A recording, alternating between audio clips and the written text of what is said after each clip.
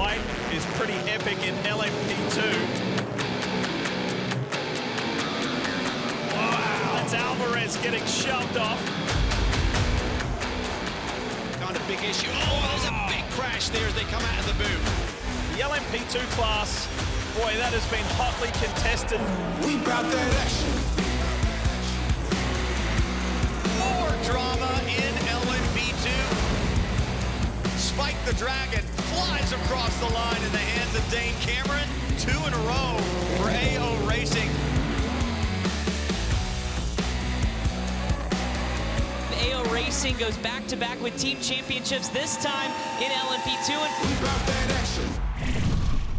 Leigh Diffey, Brian Till, Calvin Fish with you here for the IMSA WeatherTech Sports Car Championship 2026 season preview show. And we now go to the LMP2 class, which is shaping up to be one of the deepest and most competitive groups. New driver pairings, upgraded programs, and some returning heavyweights mean the fight for the championship is wide open. So Brian, Cal, how do we see this one playing out?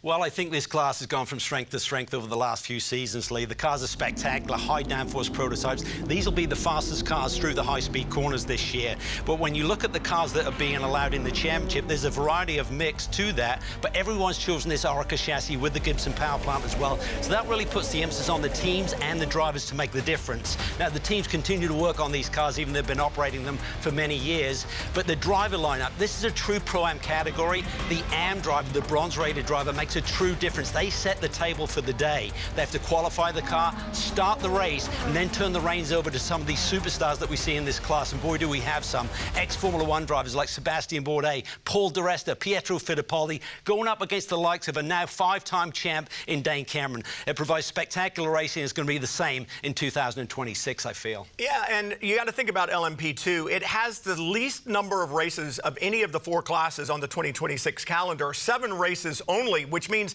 every race win is critical and every mistake is even bigger. You can't afford to have a couple of bad races. We saw it last year when championship leader Dan Goldberg had a problem at Road America. Who was there to pick up the pieces? AO Racing, PJ Hyatt, Dane Cameron. They took advantage of that mistake and ultimately they took the championship.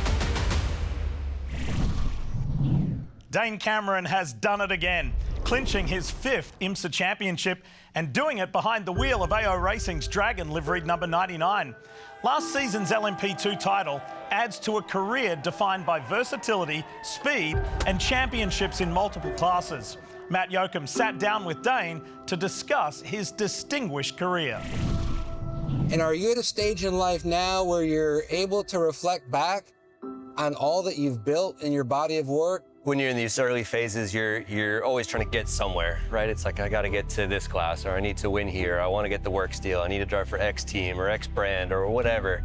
I do try to appreciate it now, you know, turn 37 after Petit. You know that the tunnel is closing a little bit at this age. There's still some runway for sure, but trying to make a point of enjoying the vocations we go to, you know, bring my boy if I can. Doesn't last forever, this sport. People are seeing the value in the category. They're seeing that they're really fun cars to drive, embracing that. You don't want to go somewhere that's uncompetitive and has a small car count and it's just, you know, cakewalk. So you want to be pushed to be your best. While we were able to win the championship, you know, having been here also long enough, you can't rest on that. That year is done now. You know, start from scratch. Points are at 0, starting Daytona. Social media engagement across IMSA has surged, and no team showcased that better than Dane's own AO Racing squad, with, of course, Rexy and Spike. And that momentum carried straight to the track, where fan support hit new heights, culminating in a sellout at Motul Petit Le Mans. Let's hear from the paddock about this tremendous fan growth. When you look at Petit Le Mans, it was almost like a massive rock concert at Wembley. Completely. I've never seen a track so busy. We almost missed our pre-race meeting because we were queuing for so long.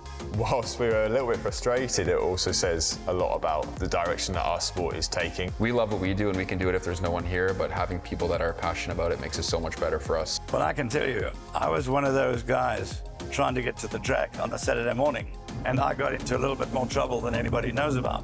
It took me a good 10 minutes to get from our pit stand to our car. That's how packed it was. But I was just so happy for everybody involved that this is happening and that there are so many fans, and it's great to see that the fans could actually open the door and jump in the car, because that's how close they get. People want to come and they want to be with their brothers and sisters. They want to be in the BMW corral, the Corvette corral, you know, the Mustang corral. They want to be with the folks that like what they like. Crazy, like you see just a demographic of people, different ages, you know, men, women, girls, boys, like just, yeah, it's mad, absolutely mad, but it's awesome. We're in the golden era of motorsport right now in endurance racing, and it's a proper battle, and I think people love to see that, and because it's so approachable, people are coming to the track and it's sold out every weekend. Don Panos said, this is for the fans, sports car racing. Because now IMSA has taken it to the next level. Hi folks, Leigh Diffey from NBC Sports. If you enjoyed what you just watched, well, it's time to bring the action and subscribe to the Motorsports on NBC YouTube channel. You can have it all: news, highlights, interviews and analysis. So go for it.